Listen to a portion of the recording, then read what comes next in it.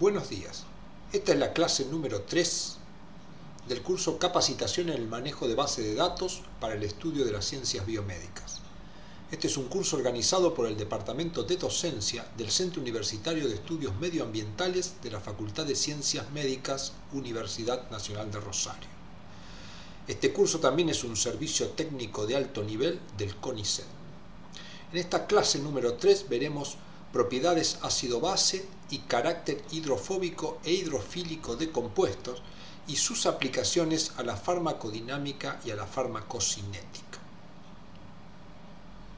Como sabemos, los órganos y tejidos y células y estructuras subcelulares están formadas por estructuras químicas y todo lo que ocurre en un organismo vivo es llevado adelante por estas estructuras. Conocer las estructuras químicas permite comprender qué y cómo está ocurriendo realmente lo que estamos presenciando.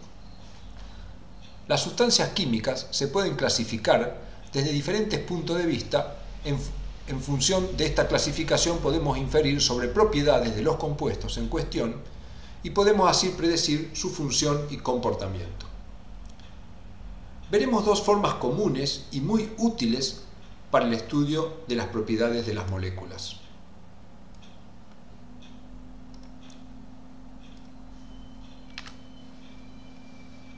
A los compuestos químicos los podemos clasificar según dos criterios. El criterio número 1, por su acidez. Podemos clasificar así a las sustancias en ácidos, en bases y en neutros. El criterio número 2, según la solubilidad en agua, los podemos clasificar como hidrofóbicos o hidrofílicos. Estos dos criterios son fundamentales para interpretar procesos de pasaje a través de la membrana, de absorción y excreción, y por ende, respuestas farmacocinéticas y farmacodinámicas de los fármacos y tóxicos que puedan ingresar a nuestro organismo. Comencemos con el criterio número 1. ¿Qué es un ácido? Como conocemos, un ácido es una sustancia que puede ceder hidrogeniones, protones o hidronio. Usaremos estos términos como sinónimos. ¿Qué es un protón, un hidrogenión o un hidronio? Es un átomo de hidrógeno con carga positiva que se halla habitualmente unido a una molécula de agua, que lo podemos escribir de esta manera, al que se llama hidronio o hidrogenión, pero se lo representa habitualmente por un hidrógeno con una carga positiva. Como un ácido puede ceder un protón, por lo tanto, debe tener este protón y representaremos de manera general a un ácido con esta representación, AH, donde H es el hidrógeno que tiene y que por lo tanto puede ceder.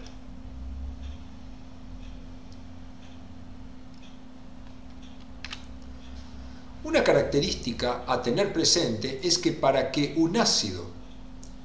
sea un ácido, una sustancia debe, en primer lugar, tener el protón y, en segundo lugar, poder cederlo. Cualquiera de las dos condiciones que falten inhabilitará a una sustancia para comportarse como ácido. La tenencia del protón se observa en la estructura química, como veremos a continuación. La posibilidad de cederlo, en primer lugar, se demuestra si tiene hidrógeno unido a ciertos átomos o a átomos específicos. La sola presencia de hidrógeno no garantiza que sea un ácido, al menos de importancia para la ciencia biomédica. ¿Cuáles son estos átomos específicos a los que debe estar unido el hidrógeno para que una sustancia pueda ser considerada un ácido?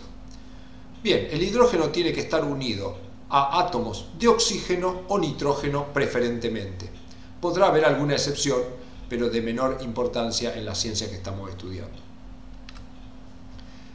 Veamos ahora diferentes estructuras y verifiquemos por observación de las mismas si pueden o no comportarse como ácido. Acá tenemos un conocido compuesto que es la aspirina y esta es su estructura química. Dentro de la estructura química vemos que hay varios hidrógenos, algunos que no están visibles, como en los vértices del anillo aromático, y otros que sí lo están. Como podemos ver, hay hidrógenos unidos a oxígeno, e hidrógeno unido a carbono.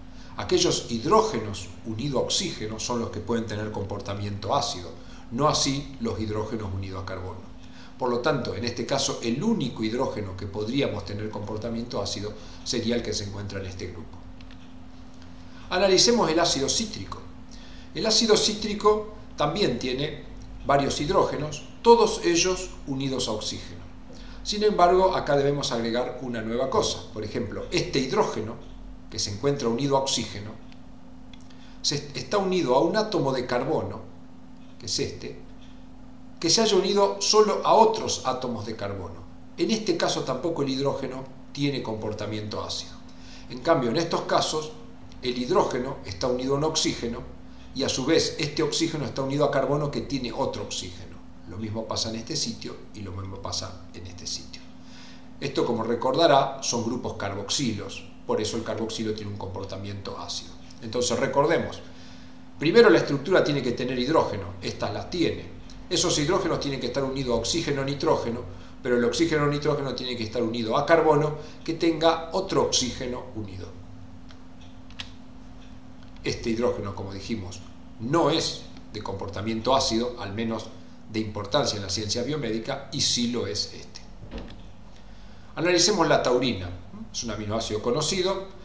Acá tenemos oxígeno que tiene hidrógeno unido. Este hidrógeno está unido, no en este caso a un carbono, pero sí a un azufre que también tiene oxígeno. Por lo tanto, este hidrógeno tendrá comportamiento ácido y podrá ser cedido por la molécula.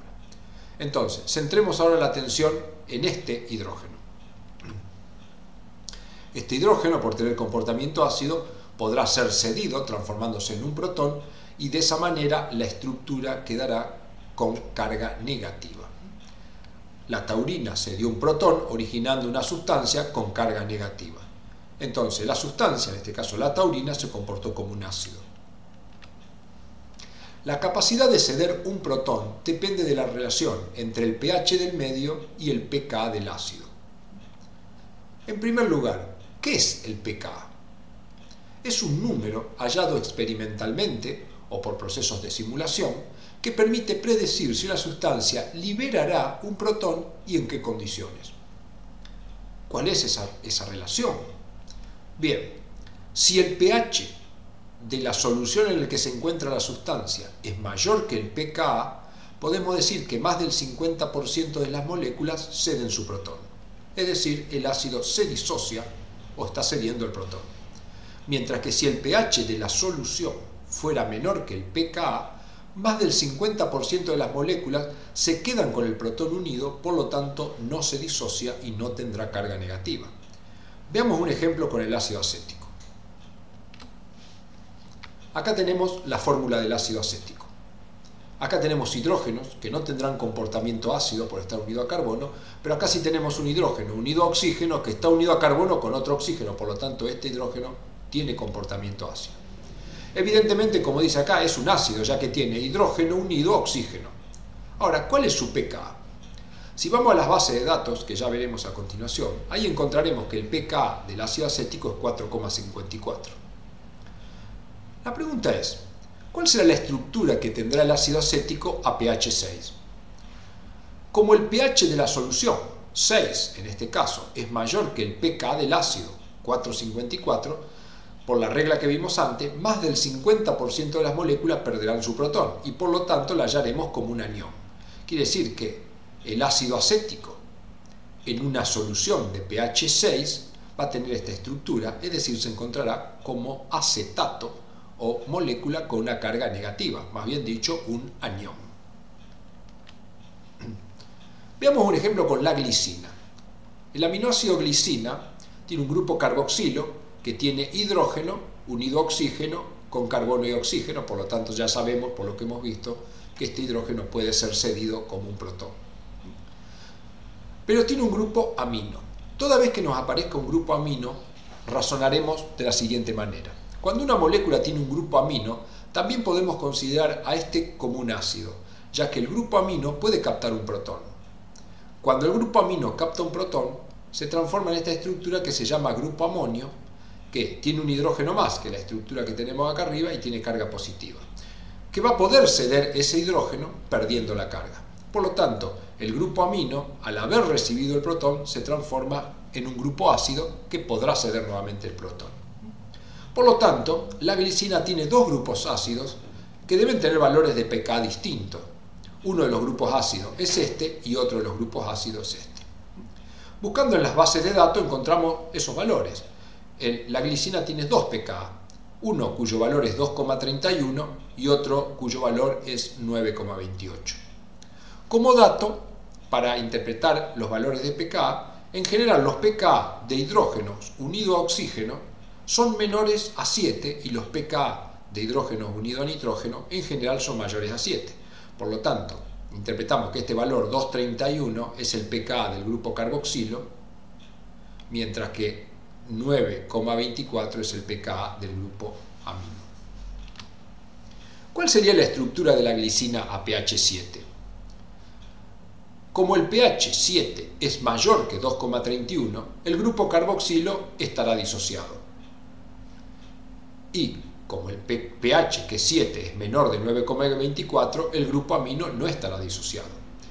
Es decir, si analizamos el carboxilo, como dijimos recién, el pH 7 es mayor que 2,31, el hidrógeno que se hallaba en este sitio se perdió. Al perderse este hidrógeno, quedará con carga negativa. Cuando analizamos el amino, como el pH es menor que el pKa, no se perderá el hidrógeno y la estructura del grupo amino quedará de esta manera. Por lo tanto, la glicina a pH 7 es una molécula que tiene dos cargas, negativa sobre el grupo carboxilo y positiva sobre el grupo amino. ¿Cuántos grupos ácidos ve en la molécula de citrato? Este es el citrato. ¿Cuántos grupos ácidos encuentra? Ya la vimos anteriormente.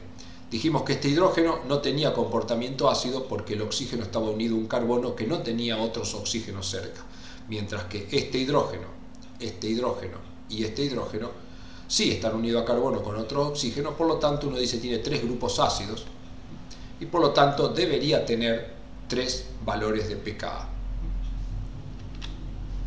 Pasemos a analizar ahora el criterio número 2, que es sobre el carácter hidrofóbico o hidrofílico.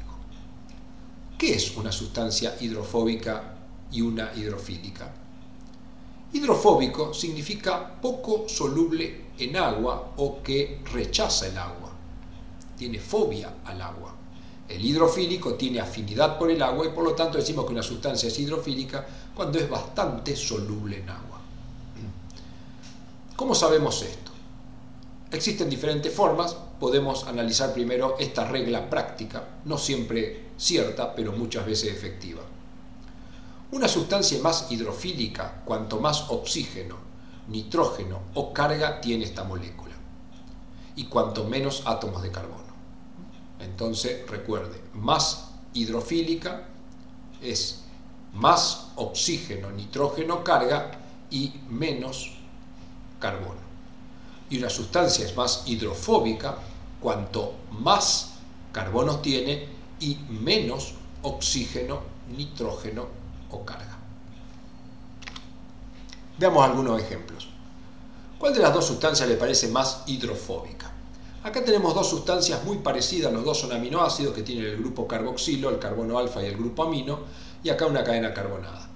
Dijimos que una sustancia es más hidrofílica cuanto más oxígeno, más nitrógeno o más carga.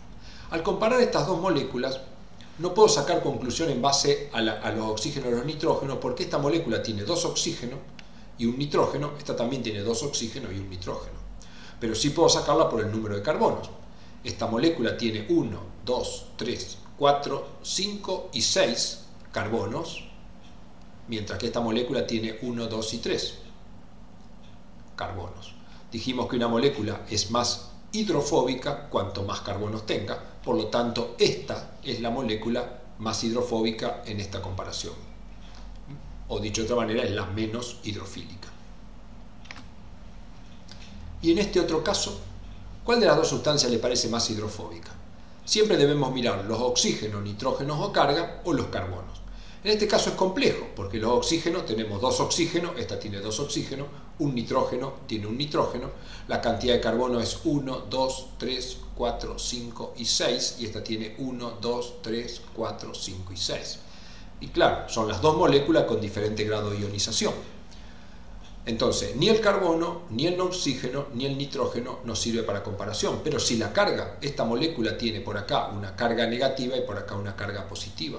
Como esta molécula tiene más carga que aquella, decimos que esta molécula es más hidrofílica que esta, o dicho de otra manera, esta es más hidrofóbica que aquella. Entonces, bien, las fórmulas, los pKa, las solubilidades, las podemos hallar en las bases de datos que estamos utilizando. En general, cuando hablamos de una sustancia, no decimos que es soluble o insoluble, sino qué solubilidad tiene aclarando el solvente. Por ejemplo, la L-alanina tiene una solubilidad en agua de 204 miligramos por mililitro. No podemos decir, mirando este número, si es soluble o insoluble. En general, cuando hablamos de soluble o insoluble, lo analizamos en comparación con sustancias. Cuando comparamos dos sustancias, podemos decir si una es o no más soluble que otra, aclarando el solvente. Por ejemplo, veamos algunos ejemplos. Acá tenemos tres sustancias. El isómero L de la leucina, el isómero D de la leucina y la L-alanina. Los tres son aminoácidos, carboxilos y amino en cada uno de ellos. Estas son las fórmulas. Aplicando simplemente la regla de los carbonos, todas tienen igual cantidad de oxígenos y nitrógenos, por lo tanto uno diría, bueno, la más hidrofóbica son estas dos que tienen más carbonos, pero entre estas dos no podría sacar muchas conclusiones porque tienen igual cantidad de carbonos. Pero podemos ir a la base de datos y encontrar estos valores que ya veremos cómo se hace. Entonces, si buscamos la solubilidad en agua, la L-leucina tiene 21,5, la D-leucina también tiene 21,5. Por supuesto, son coincidentes porque sus fórmulas son iguales y lo único que cambia es la isomería óptica a nivel del carbono alfa. En cambio, la alanina, que tiene menos cantidad de carbono, fíjese que tiene prácticamente 10 veces más de solubilidad. Cuando esto se disolvía alrededor de 22 miligramos, esta se disuelve en 204. Es decir, la menor cantidad de carbono le está dando un carácter hidrofílico mayor y por lo tanto una solubilidad en agua más grande que los otros compuestos. Ahora, acá hay una regla importante que es la proporción carbono sobre oxígeno y nitrógeno. Si analizamos para la primera molécula, ¿cuántos carbonos tiene? 6. ¿Cuántos oxígenos y nitrógenos? Tiene 2 oxígenos y un nitrógeno. 2 más 1, 3.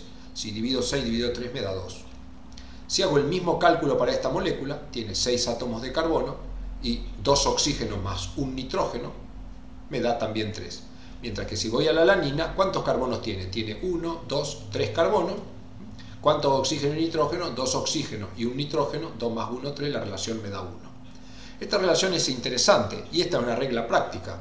Cuanto más alta la relación, menor es la solubilidad en agua. Estos dos compuestos tienen una relación 2,2 contra este que vale 1, estos dos compuestos son menos solubles en agua, o dicho de otra manera, este es más soluble en agua.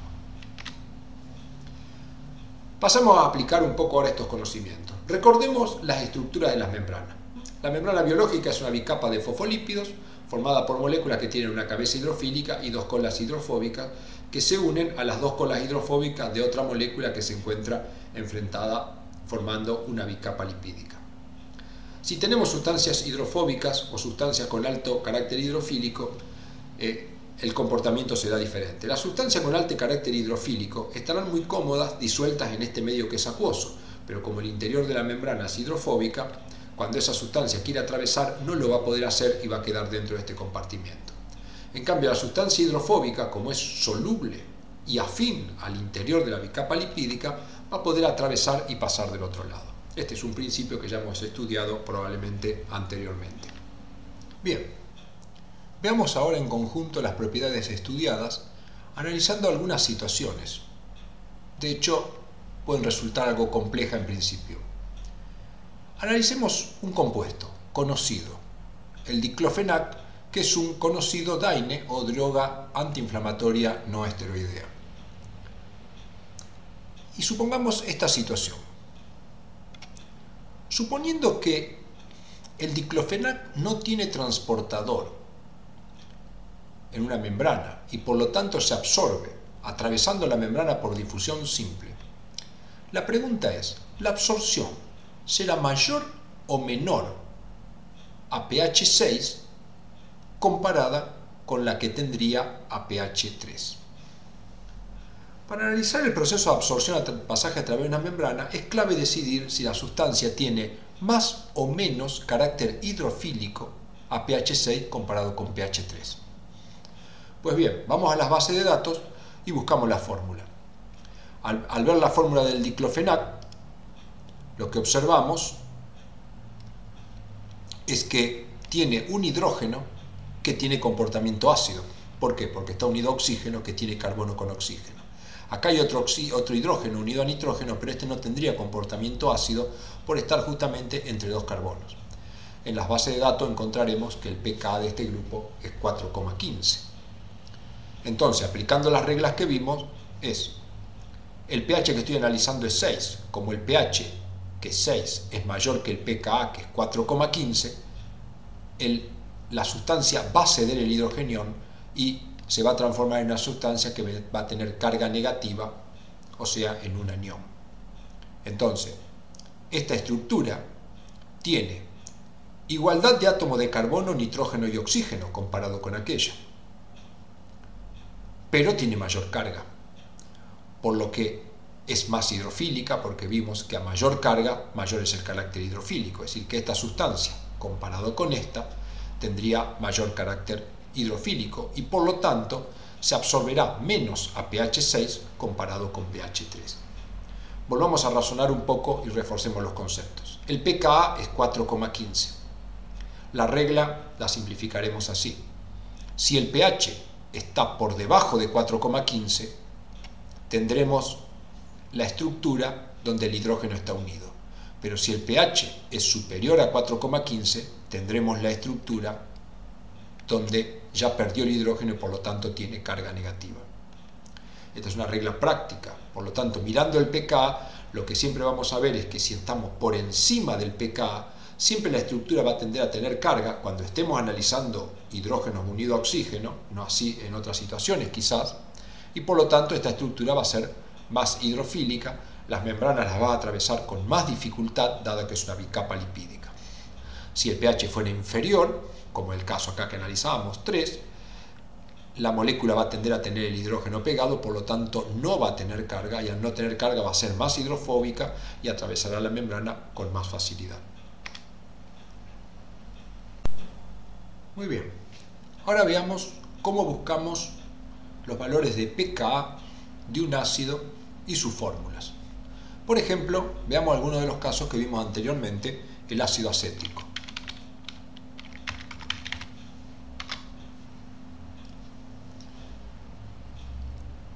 El primero que nos aparece es el ácido acético. Como ya vimos, hacemos clic sobre el ácido acético y acá tenemos su estructura química. Como podemos ver, tiene hidrógeno unido a oxígeno, tiene hidrógeno unido a carbono. Estos no son ácidos, este sí es ácido porque está unido a su vez a un carbono que tiene oxígeno. Entonces, ¿cómo sabemos el pKa de este ácido? Tenemos varias formas y podemos consultar diferentes bases, pero primero busquemos dentro de esta base. Ya hemos visto varias partes, volvemos a revisarla. Acá tenemos los nombres, los sinónimos, tenemos una serie de propiedades, la fórmula, el nombre tradicional. Acá tenemos la taxonomía química, cómo se clasifica. Estamos en presencia de un ácido carboxílico. Eso ya nos está indicando que estamos en presencia de un ácido. Pero ¿cuánto vale su pKa para poder hacer los razonamientos que vimos? Vamos acá a las propiedades físicas. Dentro de las propiedades físicas, buscamos primero las propiedades experimentales, si hay alguien que la midió y que nos puede proporcionar ese valor. No lo tenemos acá. Por lo tanto, vamos a las propiedades estimadas o predecidas a través de ciertos simuladores. Acá vemos el pKa. Vemos el pKa tiene un valor de 4,54 y ese es el valor que vamos a utilizar. Esto también lo podemos encontrar en otras bases de datos que vamos a buscar más abajo. Tenemos los espectros, tenemos las localizaciones, recordarán las vías metabólicas a las cuales podemos encontrar vinculado el ácido acético, las concentraciones en los diferentes fluidos. Vamos a pasar toda esta parte. concentraciones anormales, enfermedades relacionadas, y acá tenemos links externos. Dentro de estos links externos, que son otras bases de datos que nos pueden aportar información. DRUGBank es una base interesante, y otra base que podemos utilizar es PubChem Compounds. Son diferentes bases. Entonces en esa también podemos encontrar información si es que no la hubiéramos encontrado en este caso. Por ejemplo, también la base de compuestos de Keck también pueden tener información. Vamos a entrar en DRUGBank. Bueno, entonces aquí accedimos al ácido acético en DRUGBank. Como dijimos, la información que tenemos en DRUGBank en muchas situaciones es compartida con otras bases de datos. DRUGBank tiene acá a la izquierda los diferentes ítems, en los cuales podemos ver la farmacología, interacciones, diferentes aspectos del ácido que estamos buscando. Nos interesa en este momento, estamos buscando el pKa, o sea, sus propiedades ácidas. Entonces acá tenemos en Properties. Hacemos clic acá, vamos directamente a propiedades. Y acá tenemos el pKa del ácido acético, que está dentro de las propiedades experimentales, y este valor ha sido medido en el año 1979 a 25 grados centígrados y es 4,76. O sea, este es un valor experimental. Por supuesto, como todos los valores experimentales, habría que, para estar seguro de su valor, conseguir el trabajo, pero bueno, confiamos. El valor 4,76 para un ácido carboxílico es relativamente razonable. Y acá tenemos también los valores simulados, 4,54, podemos ver, es bastante cercano. Así que bueno, DRUGBank nos da también esta posibilidad, y acá también podemos buscar otros links. Entonces bueno, para buscar otros links vamos acá a References, y acá tenemos External Links, donde tenemos los diferentes links de las bases. Como dijimos, bueno, Wikipedia es una buena opción. Si hacemos clic, vamos a ir a la base Wikipedia, en la que tenemos, que está en inglés, bueno, la descripción, y como podemos ver, acá tenemos también dentro de Wikipedia las bases. Por ejemplo, acá tenemos DRUGBank, ¿no es cierto? Pero bueno, acá tenemos las propiedades. También vamos a encontrar, acá tenemos el pKa, acidity, acidez, pKa 4,756. Como podemos ver, el valor mostrado por DRUGBank, el valor mostrado por Wikipedia o el mostrado por HMDB, ya sea medido o sea calculado a través de simuladores, son bastante parecidos. Wikipedia siempre tiene la ventaja de tener una teoría que, si no somos expertos en el tema, nos puede ayudar bastante.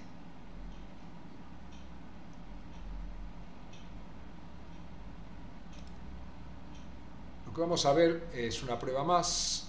Vamos a investigar otra sustancia, que es el vamos a ampliar un poco esto acá, el diclofenac.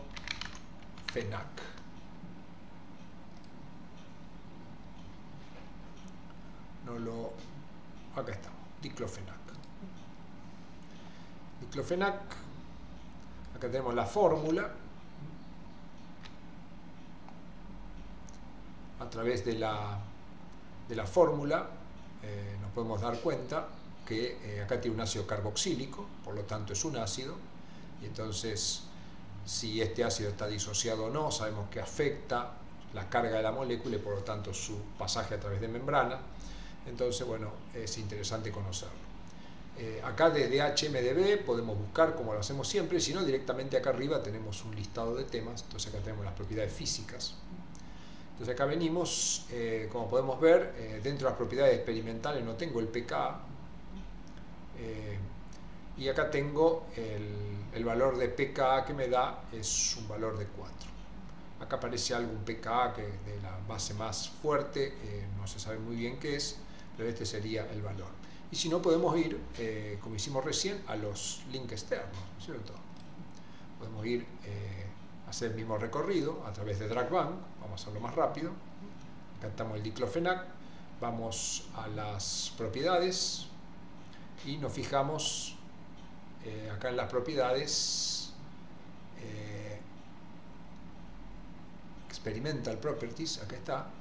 Acá tenemos el pKa 415 que está calculado. Como podemos ver, en HMDB no lo tiene, acá lo tiene valor 415. También podríamos ir el mismo recorrido, recorrer otras bases, ¿no es cierto? En References, External Links, y ver si tenemos, por ejemplo, Wikipedia o alguno de los otros. Bueno, tenemos nuevamente Wikipedia, volvemos al juego. Acá tenemos la estructura, está el ácido, y entonces buscamos, y deberíamos tener también las propiedades. Bueno, pero acá no tenemos, ¿ve? Por ejemplo, el pKa no figura en este caso, o sea que no siempre vamos a encontrar en las bases todo lo que buscamos, pero bueno, teniendo más de una opción, podemos solucionar los problemas que se nos van presentando.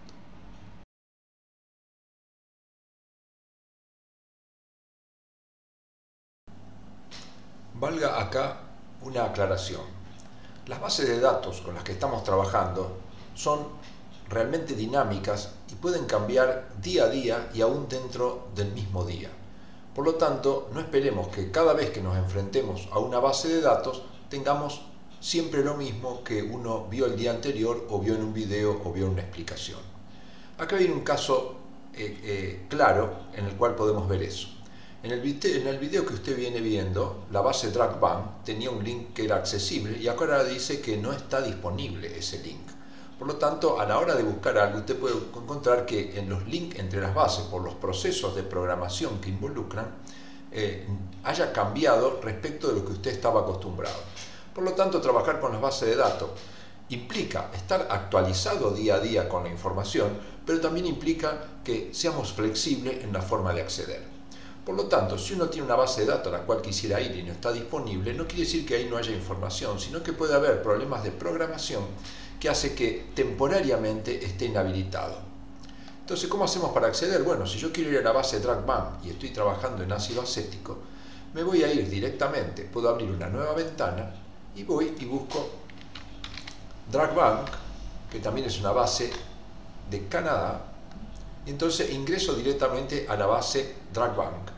Acá coloco lo que estaba trabajando, acetic acid, y lo busco. Y acá lo he encontrado. Es una base similar y entonces accedo a ella por este mecanismo. Y de acá buscaré el tema que quería. Yo quería ir a propiedades físicas y propiedades químicas. Entonces ya de ahora en adelante es igual que lo que estamos buscando. Por lo tanto, digamos, es importante que vaya conociendo las direcciones de Internet, que en general llevan el nombre de la base con la que trabajamos, y acceder por ese camino de la misma manera que estábamos accediendo a HMDB.